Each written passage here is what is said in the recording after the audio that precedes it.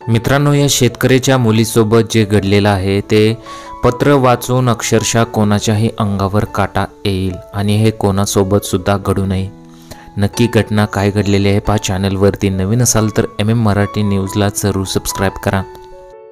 नाशिकमधल्या बागलाण तालुक्यातील रातील येथील जिल्हा परिषद शाळेतील 6वीची विद्यार्थिनी मानसी अहिरे हिचा कर्करोगाने मंगळवारी मृत्यू झाला।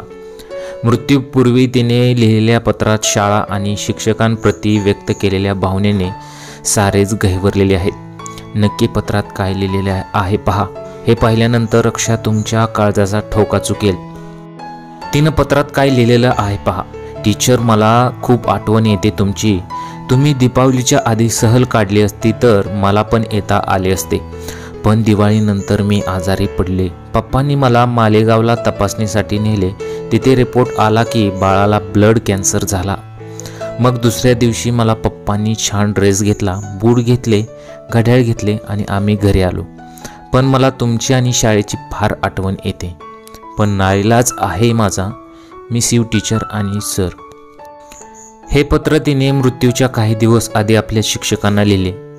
तसेच पत्र तिने मैत्रिणींना सुद्धा लिहिलेले आहे। अतिशय निरागस लोभस असलेल्या मानसीला शाळा खूप आवडत असे। आजारपणाच्या काळात तिला नाईलाजास्तव सुट्टी घ्यावी लागली। या काळात तिला तिच्या शाळेची, शिक्षकांची आणि जीवाभावाच्या मैत्रिणींची आठवण येत होती। पण कॅन्सरचा परिणाम तिच्या घशावर झाला आणि तिची वाचा गेली। तिला बोलता येत नसल्यामुळे तिने पत्र लिहून शिक्षक आणि मैत्रिणींकडे आपल्या भावना व्यक्त केल्या। तिने मैत्रिणींना असं लिहिलेलं आहे की मला जे हवं ते तुम्ही मला द्यायचा, माझी इच्छा पूर्ण करायच्या। मला जास्त रोशनीची जोक आवडतात, त्यानंतर आपण सगळे एकमेकांना खडे मारायचो, तेही फार आठवतं।